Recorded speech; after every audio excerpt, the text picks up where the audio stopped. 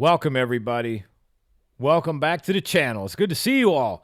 I'm sure that you can tell just by observation and hearing that, one, I look a whole lot more clearer, and two, probably sound a whole lot better. Not that I didn't sound good already, but, hey, this kind of equipment helps, Anyway, good to see you all again. I am filming my very first vlog home podcast today from my new DJI Osmo Pocket 3. Finally got it up and running.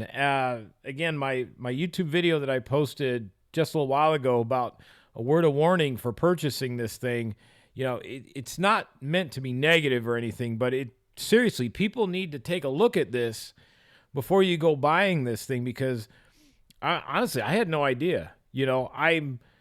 I probably would still have made the purchase, but would have figured it out like I did. But that took a lot of researching and digging around for different ideas and solutions to try to figure this whole thing out. Which I did. I was able to find a solution to get the DJI app on my phone, but it went to a whole roundabout to get it done. And, again, I didn't know if I just got really, really lucky and it just worked, and other people weren't so lucky, or, they've changed some things on the app now. But regardless, you still cannot get it from the Google Play Store. It does not exist. I tried every which way, and it's not there. So that aside, we got the camera up and running. It looks fantastic. It sounds good. I recorded a piece of a sample clip just a little while ago just to try it out and test it, and wow. Amazing. I'm still going to be toying around with the settings and all that, just to kind of, get this all figured out, because there's a million ways to set this thing up. And, of course, it's a lot of trial and error, but it's going to be great for home podcasting like this. And then also, once the weather clears up, going back into the parks. We are yet again another day in the tundra. Let me show you all this. Yeah, 49 degrees. Feels like 44. Cold weather advisory. This weather sucks. I was going to put it up as a screenshot and all that, but it's just easier for that to show it up on the screen. I got some things in a minute here that I'm going to do. We're going to put some things up on the screen, and it's going to be interesting to talk about a little bit. But before we get into that, this weather we're experiencing, this is like day 3 now without any sunshine. And that's one of the reasons why I moved out of Indiana, because of the lack of clouds, the lack of sun, and just cloudy days on endless. And it would go on for months like that. And then, of course, the cold weather. This isn't cold comparable to what's up north, but I said yesterday, it's Florida cold. It says it's 49, feels like 44, but by the time you throw in the 98% humidity that's out there, it feels like it's in the 30s. So I thought about, going out to the parks a little bit today, and, maybe I might get a wild hair up my later on and go out there and freeze my cabezo off. If I do, I'll bring the camera. We'll try it out at the parks, but as of right now, I'm enjoying staying warm at home. So let's get into today's vlog. What are we going to talk about? Well, the discussion I thought we'd have would be that the year 2025 and 2026 is not going to be so good. I mean, it's really not. There is going to be a lot of closures, and I mean a whole lot of closures. So what I thought we would do is I found some clips and some screenshots of all of the rides in that are going to be closed. The main issue is the Disney World vacation is not getting any cheaper. In fact, it got very expensive this past year. Disney raised prices again right before Christmas time, and it was a significant increase. Again, annual passes, tickets, you name it, it all went up. And so what Disney is doing now is, it kind of surprised everybody. They put all these mega increases out there, and now they've taken a whole bunch of things away in way of construction projects. That is now causing people to not have as much to do, which is creating crowd issues and it's creating a negative theme park experience. It's people are already starting to gripe about it a little bit. And interestingly enough, some of these websites like Disney World Tips and Tricks on Facebook, which is a good message board for Disney news and theme park tips and tricks, and that, the people that run that site, it's pixie dust only, nothing negative. And so people have been posting about their experiences with all the ride closures and, how they really didn't know what they were getting into, because Disney, to be fair, doesn't outright say what's going to be closed and what is closed on their website. When you go to plan your vacation, you got to know where to look to find that stuff. And if you don't, or you're a first timer, you're going to show up and a lot of stuff's going to be closed, and people are like, what is going on here? I just spent $10,000, $15,000 and 30% of the whole resort is under some sort of construction project. So people were leaving some posts, and they weren't positive, they were negative, but they were legit posts. And what happens? The moderators of that group, out. They remove the post, they delete it. However, old fast fingers here, I decided to screenshot those before they were removed, and I did about a few minutes before both of those posts were taken down. So I do have them, and we're going to pop them up here on the screen, one of these two corners here, and we're going to read through it and show you what people are experiencing. So here's the first one. This one said, "We had a terrible time at Animal Kingdom. Everything we wanted to ride was down. The app said the park was open till 7, but upon arrival, only 6 p.m. That's been a big issue lately, is the discrepancies of the theme park times. Like certain sources of info, certain websites, like right now even says Magic Kingdom today, which is Thursday the 23rd of January, is open till 10 p.m. But then when you go on the My Disney Experience app, it says it closes at 9. So I've heard of that happening, where there's a big discrepancy in hours. Hey, 1 hour can make a big deal. So there's why that's happening, I'm not sure, unless Disney's just cutting hours right now because it's cold and they feel like they can, but it's still ripping people off a little bit. So they said the park, they thought it was open till 7, but upon arrival only 6 p.m. It says, I feel like we were literally scammed $1,100 Canadian for a zoo. Pretty much, will Disney do anything? But there was a lot of comments saying, oh, why do you have to be so negative? And, negative posts like this aren't allowed. And they did, like I said, they took it down pretty quickly. But why? Why not let people, if you feel like you've been, think about it, $1,100 for one day in a park, and that's Canadian money, so they're already paying more to be here. And I guess our Canadian friends aren't traveling here as much this year because of that, the insane cost that it costs to get here. Something about the exchange rates. It's a lot of money for them. And so they feel like they got ripped off, and they were just kind of, airing their frustrations. And a lot of people were tearing them apart, saying, Animal Kingdom's more than a zoo. And I get that. It is more than a zoo. But when you think about it, think about $1,100 only to arrive, and only 5 rides are operating, of which a lot of it has to do with the weather. A lot of rides have been open and closed and down. And, Disney's maintenance hasn't been the greatest lately. And so a lot of rides experience a long downtime. And so I can see where these people would be frustrated. So that one got removed. And then there was a second one that showed up. Same thing that got removed. So we'll take this one off. We'll put this next one up. So here's the other one. A bit of rant and observation post here. This one barely got a few even comments before this one was taken down. It says, whomever in their right mind that works at Disney and decided to put art booths by the Communicore building is not the brightest crayon in the box. Yes, it helps with days like yesterday in the rain, however, not one art collector, seller, or even artist wants to be in an area all day with screaming kids all day long and grown adults who sing about some guy named Bruno that they aren't even supposed to be talking about. Do better next year and put the booths back where they were last year. Or here's an idea, use the building behind Canada like you have in years past.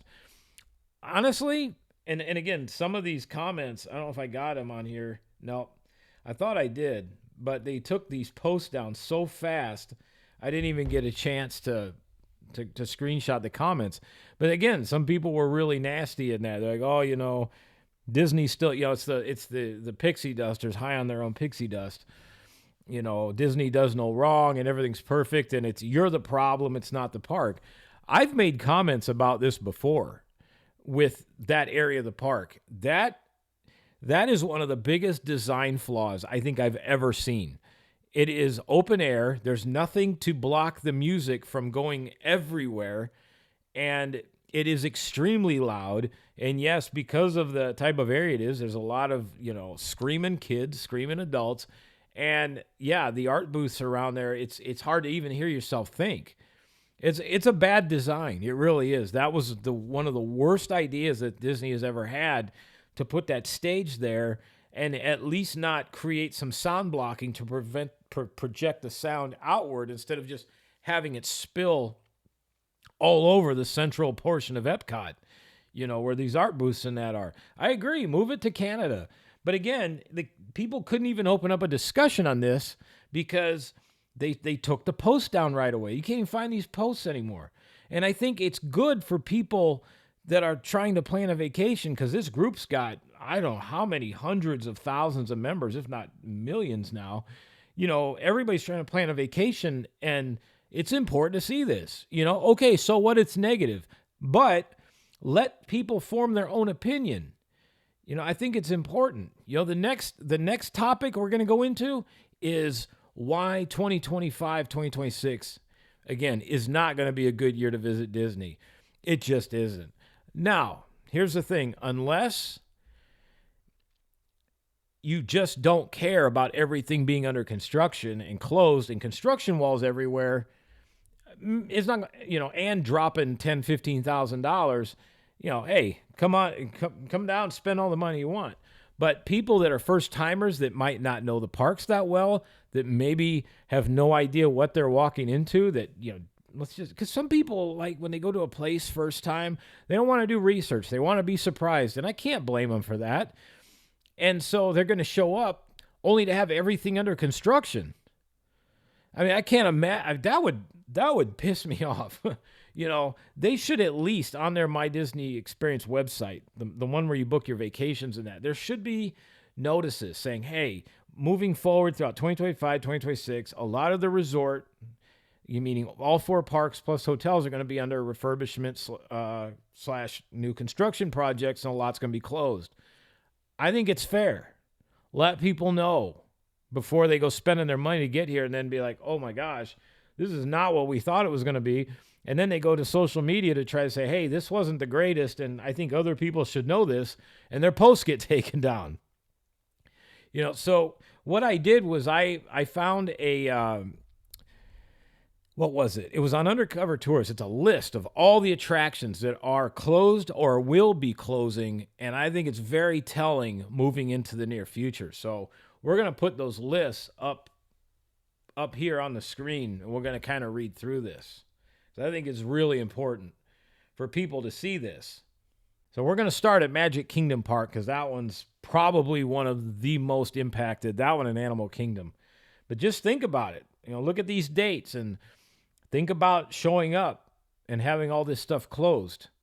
So to start with, refurbishments is going to be Big Thunder Mountain Railroad. That closed January 6th and will not open until sometime in 2026.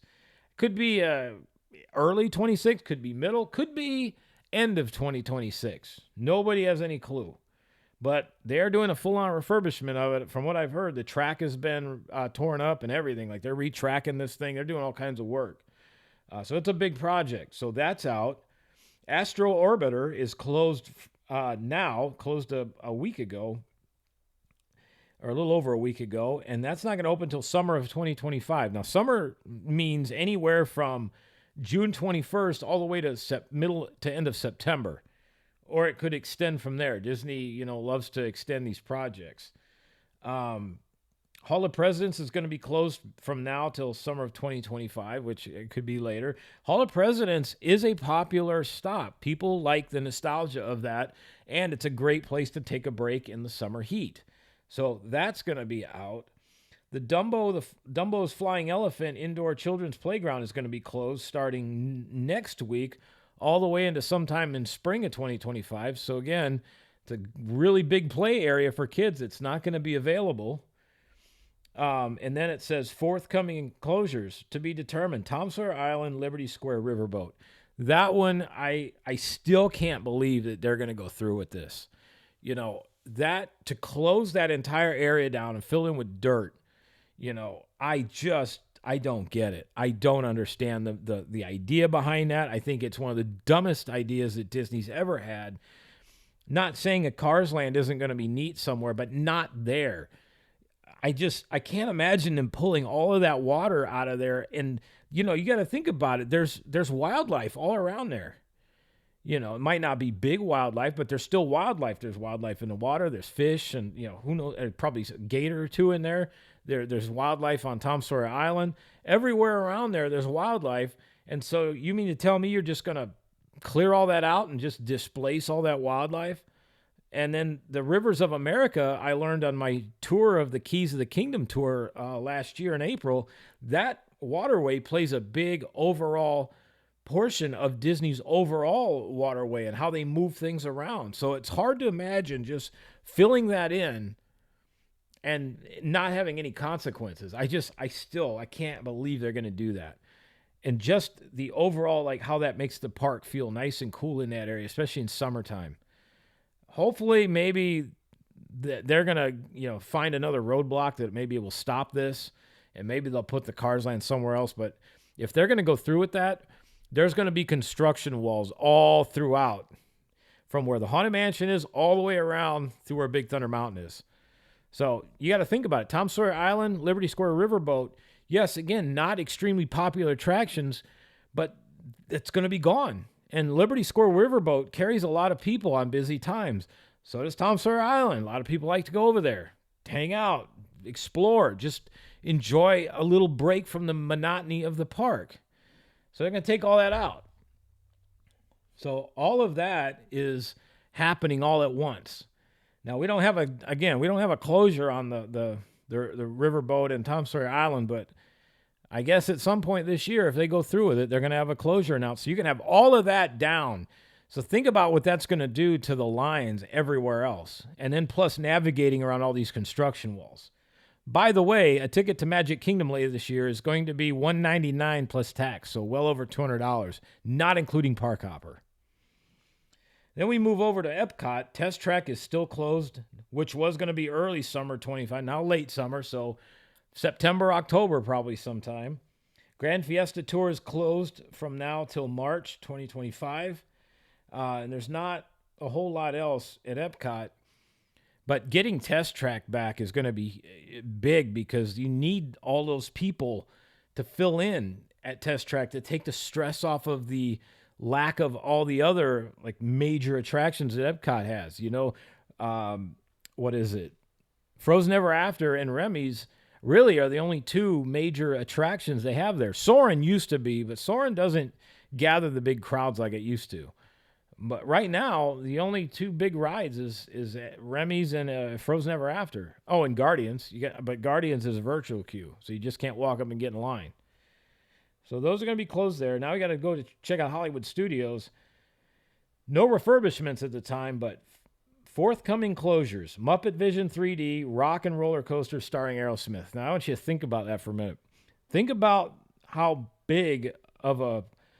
popular Rock and Roller Coaster is. Take that out of the equation for a while, which last year it was for some lengthy refurbishment project, and that really had an impact on all the other lines in Hollywood Studios. And then on top of that, take the giant theater that is Muppet Vision 3D that is still popular. Take all that away and then funnel all of those crowds into the other attractions because like a big ongoing problem that we keep saying over and over again, there's outside of Magic Kingdom, there's not much to do at the other three parks. It really is very limited. You know, if you think about it, when Toy Story Land and Star Wars Galaxy's Edge were built, you basically gained 4 attractions because you can't count Midway Mania. That was already there. They just relocated the entrance.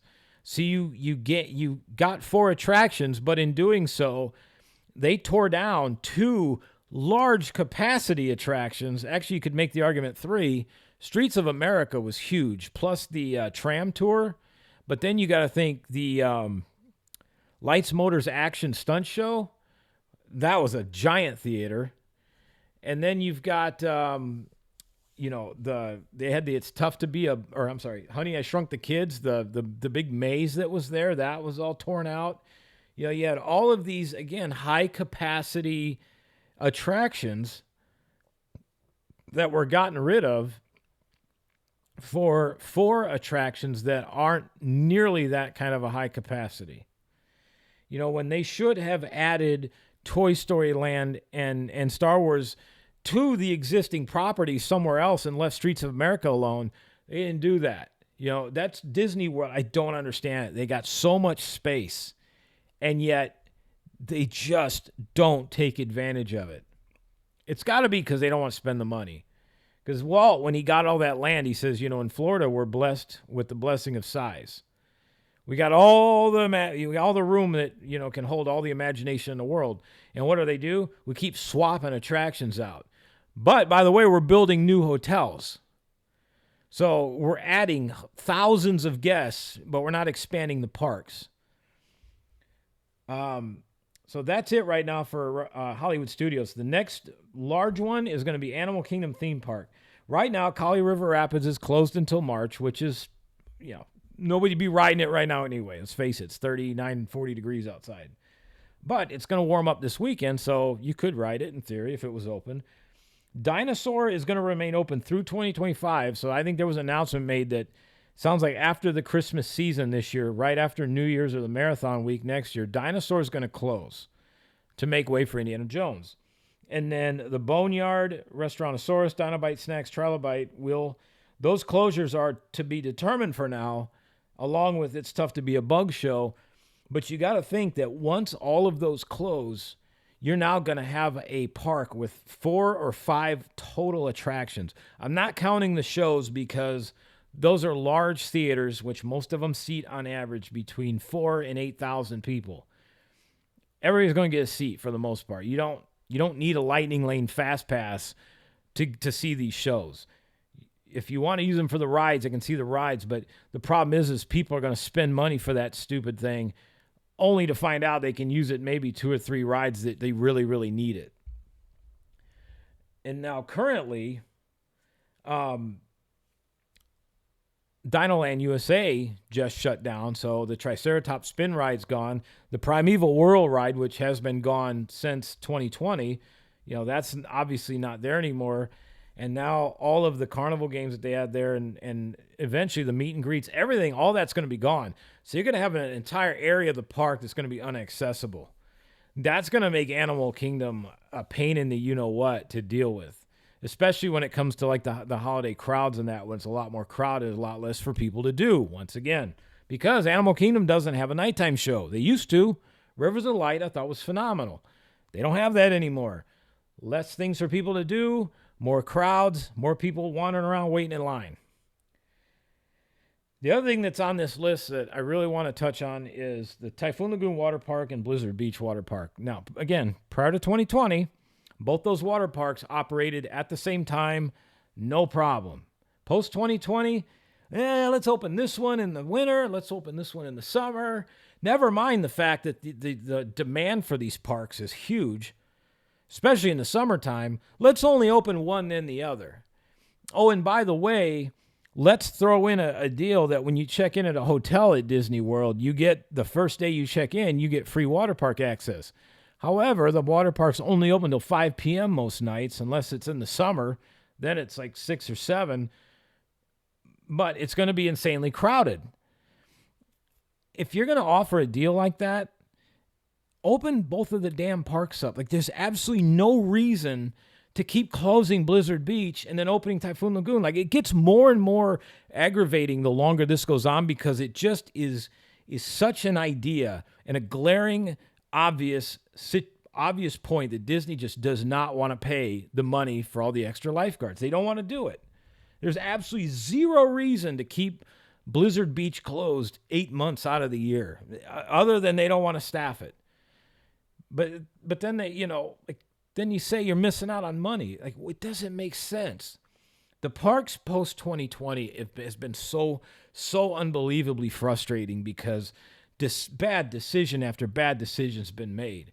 And a lot of this is what's leading me to, in April or May, when I renew, I'm going to drop my annual pass down to the bare minimum. Like, I'm not spending money for the Incredipass when half of the 30% of the resort's going to be under construction.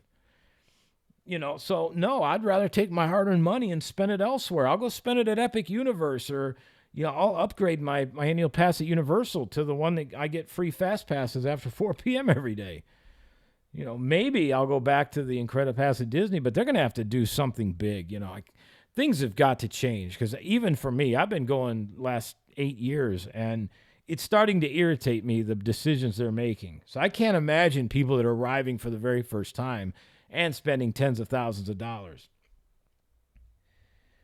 Some of the other refurbishments that aren't really talked about are the hotel pools. Granted, for the most part, they're not too long, but like the Fantasia pool is going to be closed from now to April. The All-Star Sports Resort, those pools are going to be closed a little bit. Probably the biggest one is going to be the Disney's Beach and Yacht Club resorts. That Stormalong Bay and Shipwreck Pool, those are going to go under. Those are already closed to undergo maintenance from right now till June of 2025. And again, Disney's not always great with their timeline, so it could extend if they don't get everything done in time. So basically, people that are booking that hotel or that Disney Vacation Club resort specifically to use those pools, because they are without a doubt the most popular on Disney World property, if they're not watching out, and not looking in the right places for everything that's closed, they're going to show up only to find out that awesome pool is closed. Again, right now, nobody would be in it because it's way too cold, but at some point, next couple of days, it's going to warm up again. So I'm telling you, people, if you're going to book a vacation, you have really got to keep a close eye on all of the information for Disney World, because the last thing you want to do is show up and see all this stuff closed. And here's some of the other things I want to just throw in here. Disney World's also, again, we keep saying there's a lot less things to do, a whole lot. These are closures pretty much just from 2016, all right? There's a whole list. Just from Magic Kingdom, Dream Along with Mickey, closed permanently. Main Street Electrical Parade, closed permanently. All in 2016. They're supposedly bringing the Electrical Parade back, but we're not sure in which form or when. Supposed to be sometime this summer. Stitch's Great Escape, so another attraction, closed permanently, 2018. Wishes got replaced with Happily Ever After. That closed in May 17. That was a good replacement, but I still do miss Wishes. Splash Mountain closed permanently for something that nobody really wanted. And because of that, now that ride is experiencing a ton of downtime. Like, I just made the announcement. For the next several weeks, that ride, Tiana's Bayou Adventure, is going to be closed every night starting at like 5 or 6 p.m. So these people that have bought these extra hours and the Magic Kingdom's extra hours, the specialized ticket, just maybe so they can ride this ride without the virtual queue, they're not going to be able to. It's going to be closed. Frontierland Shooting Arcade closed permanently June 2024, last summer. Again, not a giant attraction, but enough it would give people something to do. So we're taking all of that away. So think about all these things that have closed here, and what has Magic Kingdom added in the last 8 years since I've been going? Tron. That's it. They've added other attractions, but they've replaced others.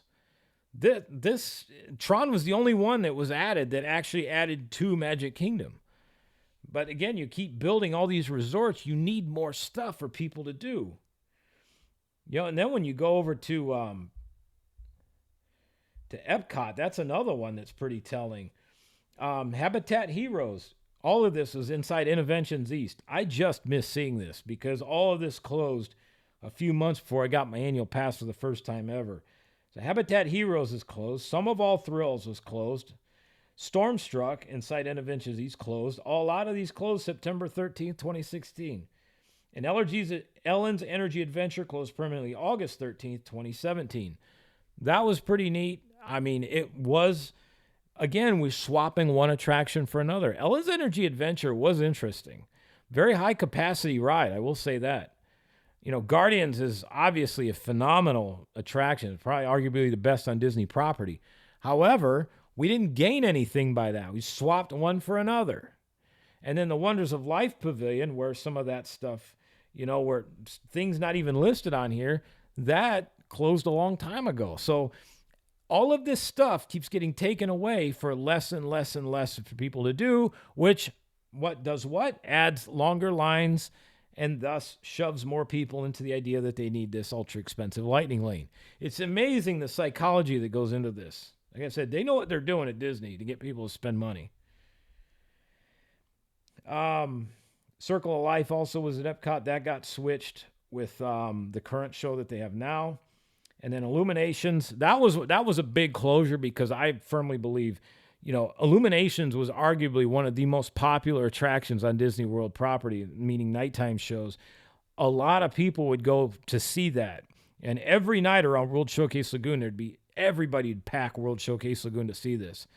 Now, since they've got, between Harmonious and this new one, Luminous, you see people leaving early all the time to go to Magic Kingdom. When Illuminations was there, you rarely ever saw that. Everybody was always watching Illuminations. Everybody loved Illuminations. But like Disney, the wheel's not round enough. We got to make it rounder. So let's take something that's not broke and fix it. And they haven't found a worthy successor. If they were smart, they would bring back Illuminations and just modify it a little bit and change it. I just don't understand this insanity to keep pounding a round peg through a square hole or the other way around. And then Hollywood Studios has a big list of closures. Lights, Motors, Action. This was all closed when Streets of America closed. Again, right before I became an annual pass holder. I did, though, however, get to see Streets of America the year before that, right before all this stuff started taking effect. But Lights, Motors, Action, big capacity attraction / show. Honey, I Shrunk the Kids, Movie Set Adventure, big space. Studio Catering Company, Mike and Sully's Meet and Greet was very popular. High Octane Refreshments, Prop Shop, Writer's Shop, Walt Watto's Grotto, New York News, my favorite store because of the title, Used Guys Merchandise. Great Movie Ride. Again, Great Movie Ride was a very high capacity attraction. Great Movie Ride was loved by almost everybody. Everybody loved Great Movie Ride. So what do? Let's tear it out and put in a Mickey and Minnie's Runaway Railway trackless ride that has a fraction of the capacity. Once again, less for people to do. The Runaway Railway is like 3 or 4 minutes long compared to the Great Movie Ride, which is almost, 20, 25 minutes at least. And again, high capacity, very entertaining. Voyage of the Little Mermaid still hasn't opened up. Supposed to at some point, but we have no idea when that's going to open. So another big time show that should take people away from other things, but we don't have that. Jedi Training, I did get to see that. That was cool. Permanently closed with no explanation. All of the special little details and shops and everything inside that Star Wars launch bay never reopened after 2020. I can tell you, 2020 decimated the Disney World Resort. That was the worst thing to ever happen. And it was just Disney using that as an excuse to take all this stuff away. Because I'm telling you, 2020 doesn't happen, none of this stuff happens. Not going to happen. People would throw a absolute shite fit if they tried to do a fraction of this stuff without having to close the parks for that long. Let's lull everybody to sleep, and then they'll be just so grateful when things are reopened that they'll just accept anything we throw at them. That's only going to last for so long, I think. People are eventually going to start having enough of feeling like they're getting it shoved up their you-know-whats. Lightning McQueen's Racing Academy closed last October. That's going to reopen at some point with a villain show. And then, like I said, Animal Kingdom, the theme park here, you're going to have, like, these are things that have closed prior to all the other stuff. Flights of Wonder closed permanently. That became, I think, Doug and Russell's Great Up Adventure. Primeval World closed permanently. Again, a lot of these dates are 2020. Rivers of Light closed permanently, 2020. Triceratops Spin just closed a week and a half ago. And Dinosaur Treasures closed a week and a half ago. The other thing that I will add in is Disney Springs is not left out of this conversation, because you ever notice how crowded Disney Springs is nowadays with people just milling around? Well, Disney Springs used to have a lot more attractions and things for people to do than they do now. Disney Quest closed permanently for the NBA experience, which is one of the biggest disasters I think Disney's ever built. It didn't even last a year, even though Disney Quest was very popular. Wolfgang Puck's Grand Cafe closed permanently. La Nuba by Cirque du Soleil closed permanently.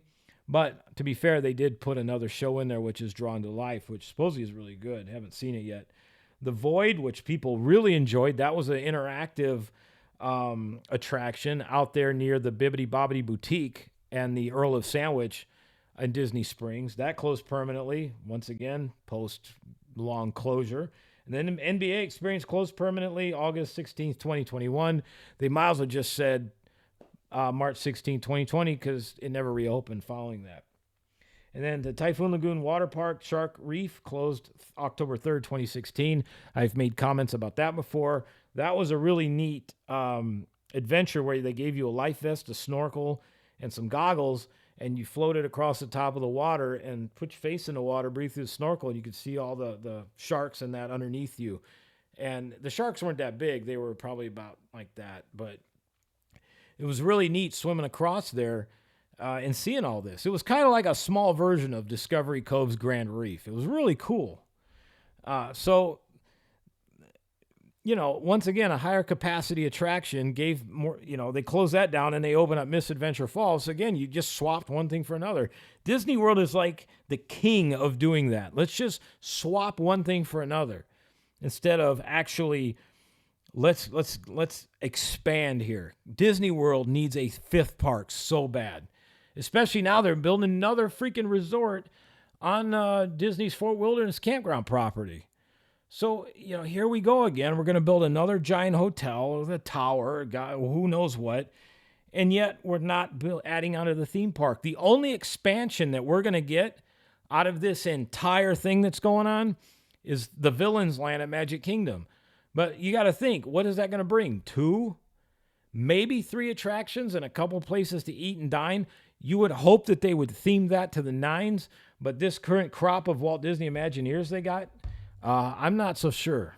I'm a little wary on some of these projects because everything that they've turned out, including the Polynesian Tower review I did, it's horrible. It looks like garbage. Compare that to Epic Universe. Look at some of the photos that BioReconstruct has posted on his website of Epic Universe and the literal attention to detail. You can see where all of the really, really good Disney Imagineers went to when Disney let them go after the closures of 2020.